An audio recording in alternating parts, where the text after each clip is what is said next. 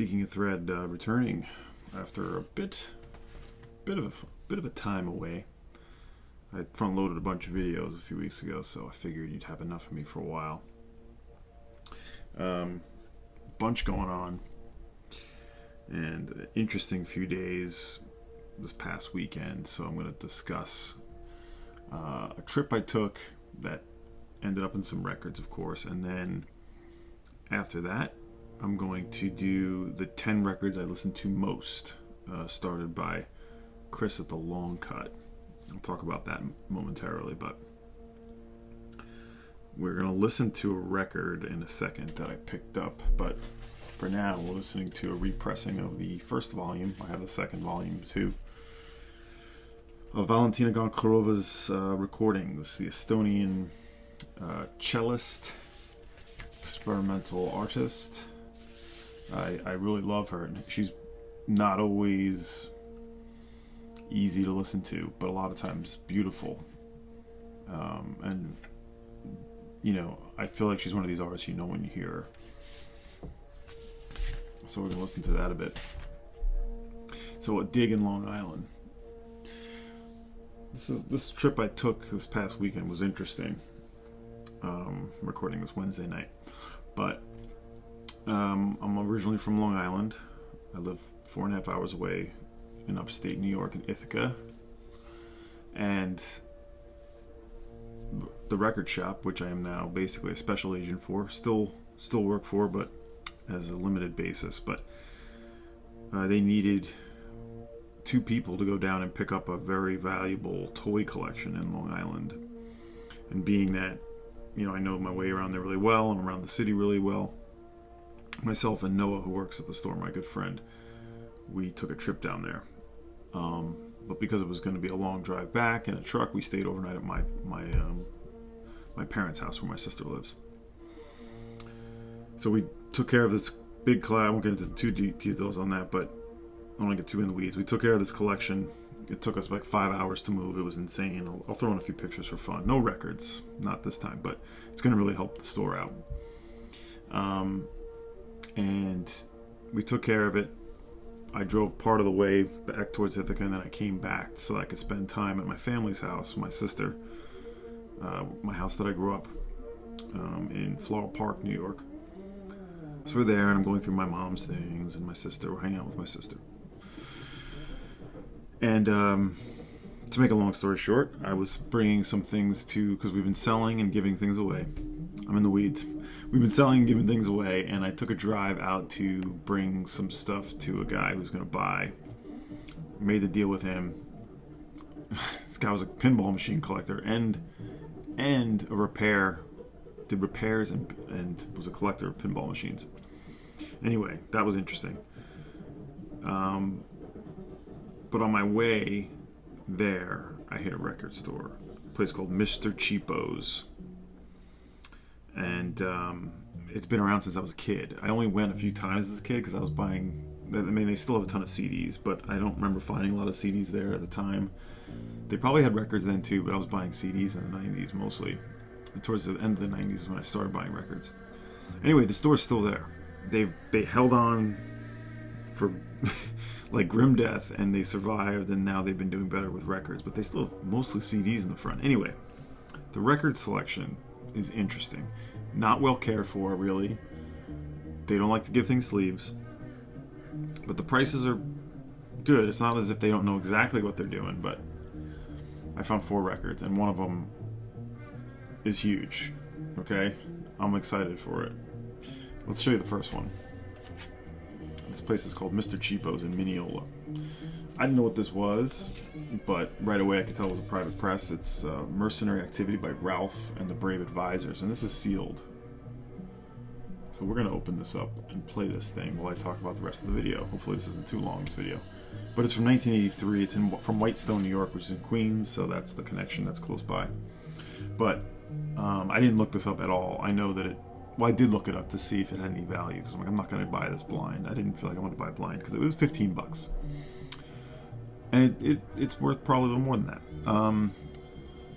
So it just gave me an idea of what I was getting into. Electric piano, synthesizers, sax, congas, drums. It was in the jazz section. An ensemble cast, really pretty big. So let's check it out. And I'm going to pull off the Valentina and we'll play this. I'm going to take this shrink completely off because it's a little gnarly.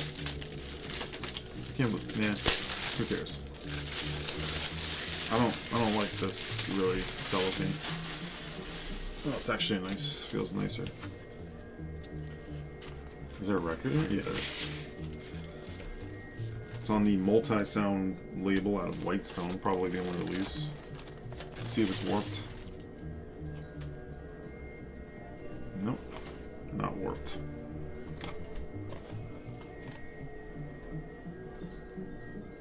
Let's play it.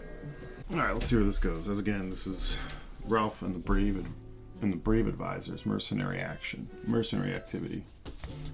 So this is not the first record I saw, but I found this at Mr. Cheapo's for $15.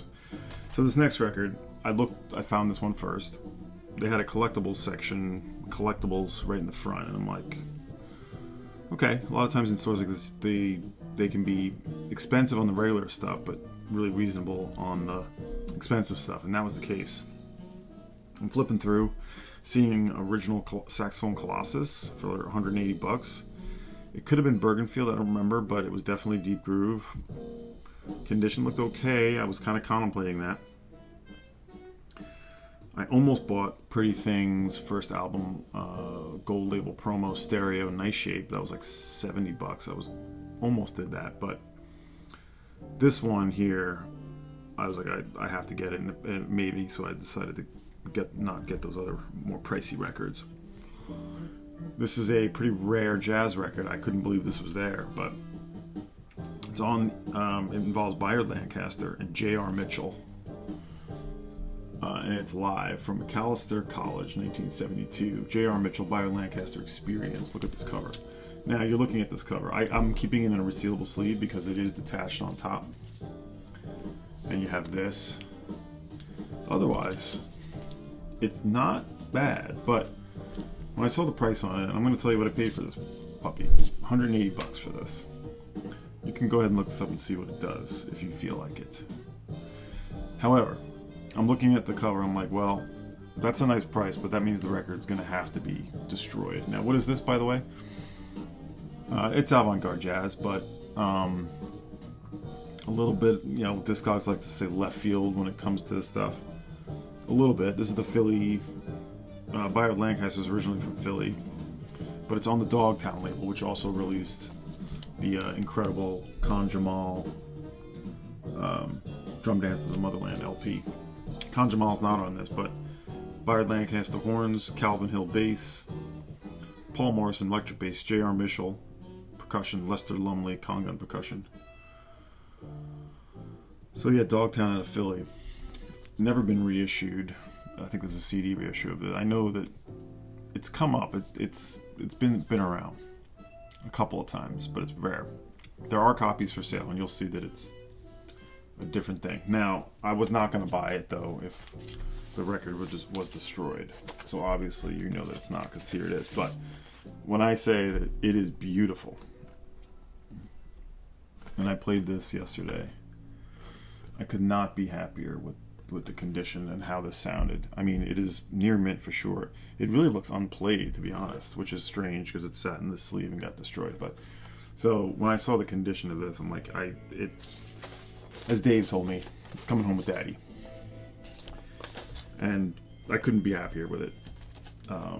Did I say Sid Simmons piano? Yeah. Anyway, Sid Simmons on piano. Yeah, I really don't even mind this too much. I mean, I am going to keep this in my want list to maybe see if someone ever sells a cover. But really thrilled to get this. I mean, why the hell would this be there? I noticed the sticker. A lot of times, if you look at the stickers, you can see the date that they priced it. June 8th, my son's birthday. It was there for a month and a half, sitting there. So that tells you a little bit about what they're buying there. And, this store was playing Fish and the Grateful Dead. That's a classic Long Island. And all the rock records are the more expensive stuff. So maybe they just were, pricing accordingly for their buyers. And, the sleeve isn't great. But for that price, I'm like, I'll never see this again for this price. Maybe never see it again as it is, because it's a rare one. I know it came up at Amoeba out in California, but so that right there, I was like, this is going to be a fruitful day, hopefully. So thrilled about that. I also got this Soft with Camel. This I listened to, and I'm probably going to purge this. It's the second album. I never liked the first one, but there was a track that I heard off this that I really liked. And I've been looking for this sort of soft looking for this for a while. I don't like the first album, as I said, but I know I heard a good song. When I heard the rest of this, though, I was a little bit bummed. But, you know, you see vocal, sax, flute, synth, arp, marimba, sitar, harmonica. I should probably listen to it again, but I know there was something that I streamed once that was good. Anyway, it's The Miraculous Hump Returns from the Moon, by the way. It was $10, and that's what I wanted to pay for it. I mean, it's like a $25 album, typically, so I'm like, I'll take a chance on that. Not the sleeve is a little worn, but it's not a band I know much about. I've never really cared to. The first album you see all the time with that cover. But they are a San Francisco band. Maybe Mazzy's discussed them, but so no big deal. Maybe I'll try it again, maybe I won't. And the last record I found, shout out to Bob Bradley doing his Summer of CTI, and here we are. I found a CTI I know everyone wants. Freddie Hubbard's Red Clay from 1970. This one tends to sell for a little higher, and this was $25. This one you see a lot of times online for $40 or $50. So I'm like, you know what? I'll take that. The record is nice, although the sleeve, the store, most of the records don't have sleeves on them. But I haven't played this yet. It's a jazz funker. Joe Henderson, Herbie Hancock, Ron Carter, and Lenny White. I think that's the appeal for a lot of people. There's a green label. Bob has talked a little bit about that already. The green label CTI is the standard CTI. The record actually could be a little better, but I cleaned it, gave it a nice VPI, and it should play pretty clean. So, yeah, decided to get this CTI. I only have a few CTIs. Yeah, it wasn't one I wanted to pay for online. Just wanted to sort of find it when I found it, and so there it had it. There you had it. Freddie Hubbard's Red Clay. I haven't played it yet. So that's everything I got. I could have bought a few other things. There was some other interesting stuff at Mr. Cheapo's. Just so excited about that J.R. Mitchell record. I did go to another store. It was another weird afternoon that day. After going here, I drove by to get... I was driving. I had to go to this other record shop. And I was going to get something to eat, and I realized I was going right by where my parents are buried. The cemetery where they're buried. And I stopped in for that. I'm like, I have to do that. So, it was sort of weird to do that, and then... I was by myself that day. My sister was working at home. So I did that, and I'm glad I did that. And then went to this other record store that sucked. I won't talk too much about it. I won't even drop the name much, but a few have talked about some of these stores that they seal with stickers, like used records, and put gradings on stickers on the front. Maybe I'll throw a few pictures in. How dumb. I hate it. Let me look at the record, okay? I understand you're concerned that I'm going to drop it, but I'm not buying a used record if I can't look at the condition. I'm just not. Who's to say your grading is as good as mine? Or to the same par as mine, or to the same sort of standards. Not that I'm the greatest grader of all time, but I want to be able to look at a used record. And it had a ton of records in there, and nothing good. And I'll show pictures. I mean, the stuff that you'd find for $2 was like $15. Very cluttered, and I kind of walked in like, this could be interesting. Anywho, this store, I didn't buy anything. It sucked. It's crazy. They even, as you're walking out, it says like, all sales final, and I mean all sales final, no exceptions. I'm like, what? Like, that's so Anyway, Long Island's kind of a shitty place. I didn't really like going up there. Anyway, I was there for a few more days and came back this past Monday. It was a good trip. I'm glad I found those few records I found. And it was good spending time in New York. It's all been part of, I'm doing a lot of culling of things that have been in my house. I'm selling a bunch of stuff from my father's business, as I was telling you. And all of that money is getting banked for WFMU. It's stuff I've had for 5 years now since he passed, and I'm building a budget for WFMU, still buying some records here and there. I haven't completely cut it off, but as you can see for my 2023 thing, I haven't stopped. But WFMU in October, you all know that's I'm building a budget for. 10 records I listen to the most. Now, I like this topic. I saw Mazzy's video at first, then I watched Chris's. I think a few other people have done it. This is kind of an impossible question, so I took it as these aren't probably the 10 I listen to any like number wise if I was being very specific, like counting. But recently, these are the ones I thought of, and the way I did this was I just wrote it down, like stream of consciousness. I wrote down 10 records that came to mind that I know I pulled in the last couple of years to play that aren't new. Some of them are relatively new, but the real truth is we're usually, or at least me, and I'm sure a lot of you can relate, we're usually just playing the new stuff we get and then we're filing it. So I like this because it forces me to think about the ones I'm pulling that I've had for 10, 15, 3 years, whatever. These are the ones that come to mind. Like, these are ones I play like all the time, and I can always find something, you know, I can always feel good. This is like comfort food, really, in a way. And these are the 10 I wrote down right away. And I like this too because I'll get to show some more sort of obvious stuff that I don't usually show. Okay, first one. And there's a couple here that are going to be similar to what you guys showed. Keith Hudson's Playing It Cool, Playing It Right. This is a reissue on the basic replay. I am definitely in the market for an original. I saw that Fungus Books was selling one. It's from 1981 on the Joint International label. This is just absolutely one of the most mind-expansive dub record by Keith Hudson. Some of the rhythms turn up in other places, but they go to staggering heights on this record. This reissue, for a while you could get it for like $20-something. It may not be around anymore, but from 1981, my favorite Keith Hudson record, and I have a bunch of Keith Hudson that I love, and this one just is killer. When I want like of course there's always Lee Perry King Tubby, Scientist, you know, all of the Philip Smart stuff and Phil Pratt. Like when I think about dub, there's a lot of places to go. The On You Sound, but this one just comes to mind.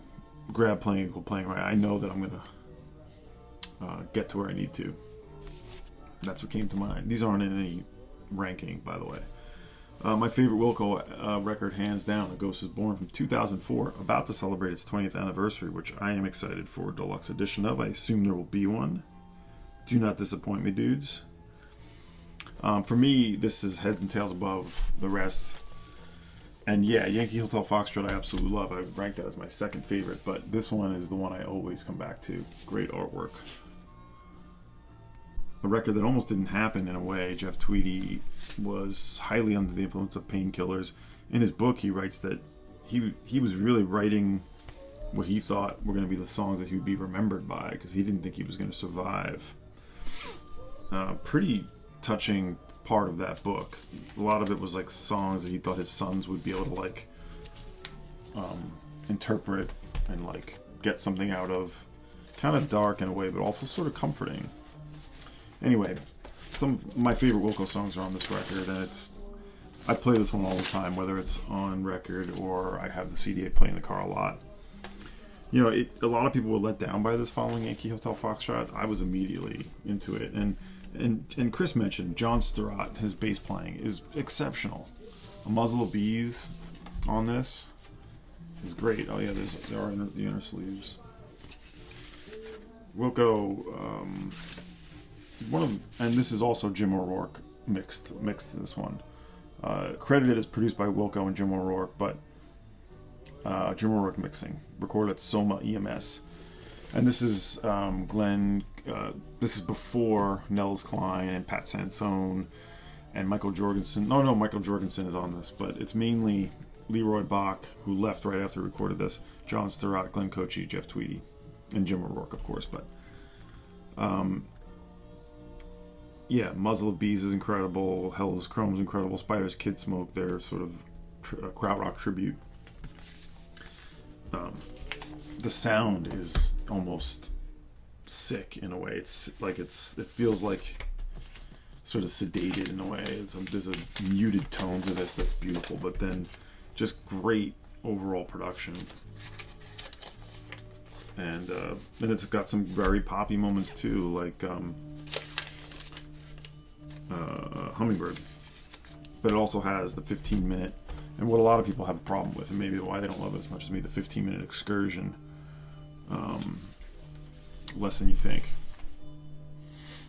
But at least that's what you said. What a great kickoff. Anyway, Wilt Goes, A Ghost Is Born from 2004. I had to put a Kinks album. I know, Mazzy, you were talking about that. I was like, I gotta put a Kinks record. Which one? Lola vs. the Power Man and The Money Go Round. From 1970, is it right? Their last record for Reprise. This just, again, I think of comfort food. It's got some just incredible songs on it. Lola, Strangers. Yeah, there's a couple weak spots like 8 Man, but I still love it. The Top of the Pops thing, maybe not, but this is the one I love listening to. I come back to all the time. Get Back in Line. The Contenders, the first track. This Time Tomorrow. Killer. That song gets me. Part 1. Where's part 2, guys? Their last record for Reprise, and I guess Pie as well. Then they would sign to RCA after this one for Muswell Hillbillies. I could have put, as much as I love, and I have all the Kinks records essentially. As much as I love Village Green, there's times where I get a little fatigued with it. Face to Face I was going to pick, but I wanted to do something that was a little more sort of in their late 70s period, late 60s period. All right, a jazz record, The Elements, Joe Henderson, again coming up today, with Alice Coltrane, Charlie Hayden, Michael White violin and synthesizer, I think. No, Michael White is also doing flute. Kenny Nash on percussion. You should all know this one on Milestone from '74. This is a reissue, but it's an earlier reissue, and I think all these records, all versions of this record are hard to get, even if it's the original. This does have a barcode, so this is probably 20 years old or something, but it's not the most recent reissue. Anyway, whatever. An incredible avant-garde jazz funk with like a real sort of psychedelic feel to it, so that appeals to me. I bring this one out quite a bit, and I've had it for some time now. This is one I like to drop into radio shows. I played a different Joe Henderson record today, actually, but I absolutely love it. The Elements from 1974 on Milestone. Milestone's been discussed quite a bit lately, but produced by Orm Keep News. You should all know this and have it. Here's one was a pricey one, and I don't regret it at all. I play this one all the time when I need that certain something, that sort of ambient but strange, percussive. It's called Solo Percussion. Robert Cleve Posar. I think I showed this last year in a stream. I don't know if I've talked a whole lot about it, but this has never been reissued. It's definitely a big collector's piece, but it is truly special for me. I think it's worth every bit of what it sells for.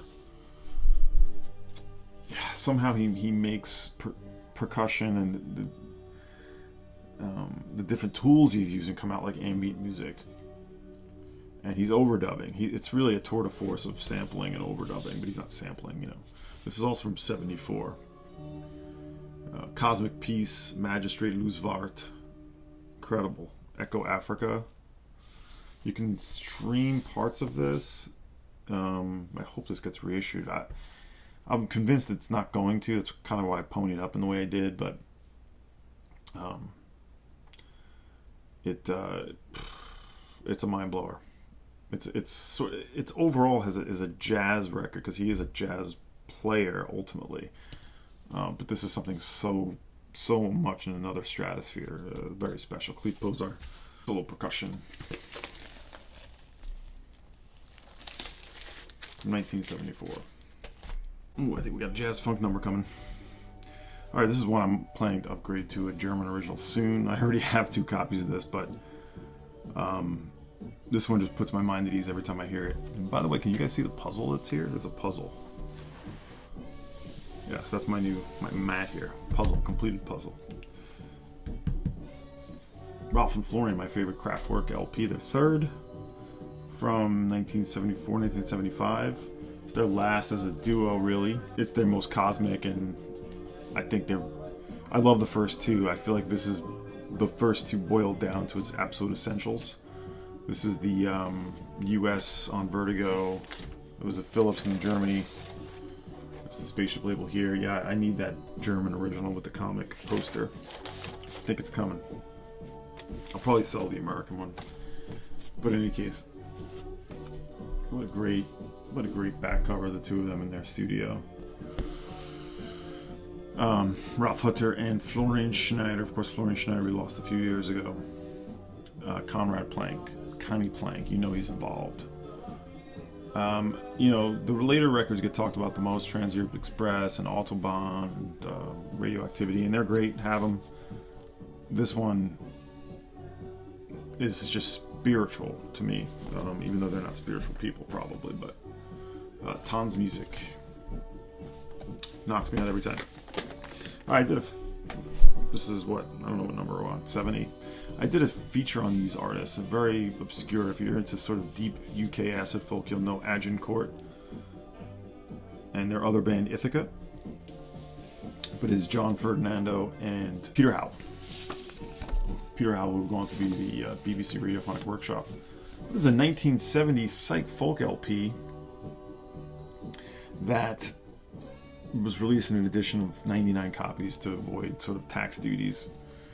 And it's such a beautiful lo-fi, but warm and inviting and incredibly well produced. The lo-finess adds to it. It was supposed to be a demo album. It's Fly Away by Agincourt. And I'll link, by the way, I'll link to the videos I discussed earlier, but I'll link to this feature I did on these artists, because they did a bunch of records. And it's got a psychedelic feel to it, a folk feel to it, a proggy feel to it. Their songs are just really well done. The song Lisa is, I think I've said this before, like Beatles quality. Like the Beatles could have recorded that and made a hit with it. It's very rare. This is a replication of the original label on Merlin. It's their own label. A couple more. Another one. These will all be well-known records. I had to have a Neil Young record. I decided it would be On the Beach. It's my top 3 of Neil Young records, but it's the one that I probably do come back to the most because of that feel. I have 2 copies of this. This is my promo version. If you didn't know, by the way, that is in the inside. But from 1974 in the Ditch trilogy, this one was released second in the trilogy, but recorded last. It features members of Crazy Horse, Graham Nash playing absolutely incredible electric piano. He's the sort of unsung hero of this record, if you ask me. And there's links to Homegrown, which would be eventually released in 2020. There's links to that on this. Like this note, I think, I don't remember. Anyway, I won't get too far into it. I did a whole review of this record when I did my series with my son. But Ben Keith is on here, well-known lap steel player. Crosby is also playing rhythm. Yeah, there's much been said about them eating honey balls, sort of weed-soaked honey, essentially, and it feels that way. It's incredibly languid. It feels like cough syrup a lot of the time. The pace, Vampire Blues, Ambulance Blues. I mean, it's a stone record, but it is also good. It sounds amazing. Yeah, this is the. It's not a white label, but it's a promo label. I have a regular stock copy as well. And maybe if there's I won't say there's one Neil Young record to have. You need to have this one. There's many Neil records to have for me. And the cover, of course. First time I saw that, I was like, I need to be at that beach. I need to be on that beach. Here's one, if I'm being honest, I pull out a whole lot just because it's recent and it's compilation and I have their records and I've talked about them. But my wife and I would listen to freaking Obi. the compilation by Acetone, 1992 to 2001, a great unsung LA band. All the quotes here: Richard Ashcroft, Jason Pierce, Hope Sandoval saying how much they loved this band. They played with them. Yeah, absolute stunning Americana, indie rock, slowcore, they call it. I kind of don't really like that term, but this is the 2017 compilation that Light in the Attic did. It goes in and out of print. It's very, I think it's one of their better sellers. The first time I heard this, I was like, this is a band I know, but only scantily listened to in the 90s and the early 2000s. And I knew them from Vernon Yard, that label. But I was glad I decided to check this out. And this includes some of their best, most well-loved songs, as well as all this other stuff that's unreleased that they found in Richie Lee died in 2001. That's why the band stopped. Mark Lightcap, I believe it is. They found the tape of they found tapes that he had made. I think this is Lightcap here. Richie Lee's over here. The drummer found tapes that are interwoven among the songs that are sort of released, and it works so well. It's a beauty. Check this out. If it's in print, I highly recommend you just buy this right now. This is a great LA band. They were signed to Neil Young's label Vapor at the end of their career. Well, the last two records are on Vapor. And yeah, they had a little bit of moderate success. Like I said, they toured with all these bands, so they're somewhat known, but should have been more well known. This is just called 92 to 2001, Acetone, from Light in the Attic. Oh yeah, it's got a great book. And side note, I tried to buy there's a book written about them that came out at the same time. Like, oh, I gotta buy the book and read it. Both, two different editions sold out, and like nowhere. Like no used copies anywhere. Not even stupid Amazon has it, so I'm gonna have to find that. Because I did want to read the book and I just sort of haven't done it. And now, who knows if I will. Alright, last one, Beck Mutations, my favorite Beck record. This is the original on Bong Load. This is him in the sort of more quiet, more introspective, more ethereal, but stunning tracks. Dead Melodies is maybe my favorite, but I love the whole thing. This is from, 98? Following Odelay. To follow Odelay with this, a sort of introspective singer-songwriter record was quite the move. I loved it right away, and I thought Odelay was okay. This comes with a 7-inch actually. I like the artwork. I could have picked One Fit in the Grave too, but this is the one that has resonated with me from its very beginning. One Foot in the Grave, I kind of listened to, then put it down and came back to. But I love Beck. I haven't really liked the Beck record in many years though. I think Modern Guilt was the last one I liked. I didn't like Morning Phase. I thought it was too slick. But I don't have all the Beck records. I'd like to have a few more. I have more on CD that I don't have. But anyway, that's my 10 records I listen to the most. And the other one that came up when the 11th record, you guys have all showed 11. But I wrote down what I thought was 10, but I wrote down 11. And the 11th record I showed was this one. When I need a blast, when I need to sort of destroy it, or just get knocked out, I listen to the first Weezer record, which I know front to back. This is the Mo-Fi. It sounds incredible. This was a big one from the very get-go, 1994. Great songs, and I like Pinkerton too, but that was all they really needed to do. I don't really get what this band is anymore. Fun. I've seen them 4 or 5 times. The last time I saw them was in maybe 2003. I know they just did a big tour that Dave and Steve went to, which I would have went to as well, because I loved Weezer at this time. But I saw them then. I saw them. Actually, yeah, the first time I saw them was right when Pinkerton came out, so I didn't see them on this initial tour. Anyway, that would be 11. Alright, so that ended up being a lot longer than I intended. But I hope you enjoyed all that, and I hope my stories weren't too long-winded. Maybe I'll edit, I don't know. But I wasn't intending to do this video this week, but I was working on some other things, but here's what we got. So, enjoy it. Be well. I'll see you soon.